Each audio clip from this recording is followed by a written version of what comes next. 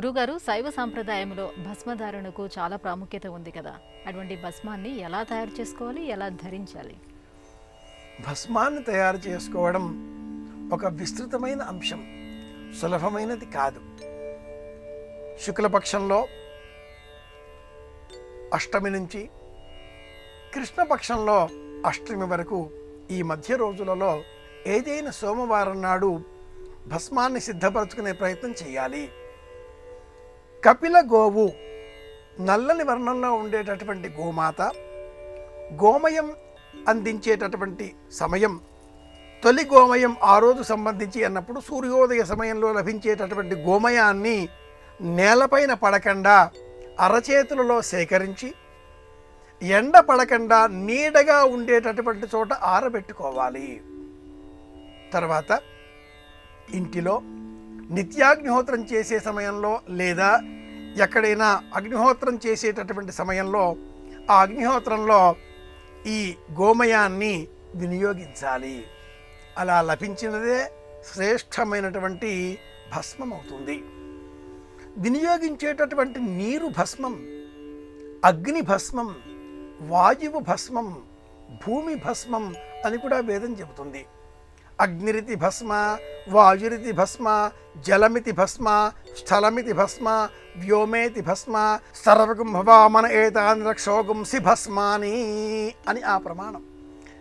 ఇలా మనం భస్మాన్ని ధరించేటటువంటి సమయంలో అరచేతిలో, ఎడమ అరచేతిలో ఇలా వృషభ ముద్రతో 3 సార్లు భస్మాన్ని ఇందులో వేసి, గోమయం ద్వారా లభించినటువంటి విభూతి ఇది, 3 సార్లు అందులో వేసి 6 కోణం, షట్కోణం అనే రూపంలో అరచేతిలో త్రికోణం దిగువన, త్రికోణం ఎగువన లిఖించాలి.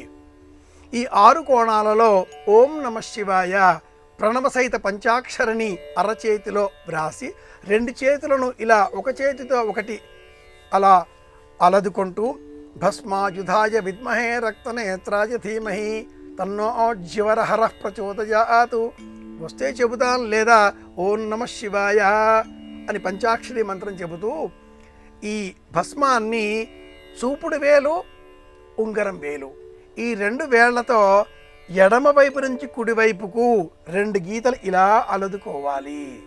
3 గీతలు కాదు, 2. చూపుడు వేలు, ఉంగరం వేలు, ఈ 2 వేళ్లతో ఈ వైపు నుంచి ఈ వైపుకి తీసుకెళ్ళి బొటన వేలితో కుడివైపు నుంచి ఎడమ వైపుకి మధ్య గీత అలదుకోవాలి. ఇది త్రిపుండ్రము, ఇది భస్మధారణ. 2 గీతలు ఇలా, ఒకటి ఇలా. శక్తి పాతములో స్త్రీ పురుష సంయోగాత్మకంగా 2 గీతలు శివరూపం, 1 గీత శివారూపం. ఇలా నుదుటన అలంకరింపజేసుకున్న అనంతరం భుజాలు, హృదయము, మణిబంధములు, ముంజేతులు, మెడ, వీపు 14 స్థలాలలో భస్మాన్ని అలదుకుంటారు. శివదీక్షాపరులు లేదా గళసీమలో శివలింగమును ధరించిన లింగధారులు వారి వారి ధర్మాన్ని అనుసరించి భస్మాన్ని అలంకరించుకోవలసి ఉంటుంది. చివరగా ఒక విషయం ఏంటంటే, ఉదయం వేళ భస్మాన్ని తడిపి పెట్టుకోవాలి. రాత్రి వేళన పొడి భస్మాన్ని ధరించాలి. కుంకుమను భస్మం మధ్యలో ఎప్పుడూ ధరించకూడదు, భస్మానికి దిగువన ధరించాలి. ఇది ప్రమాణం.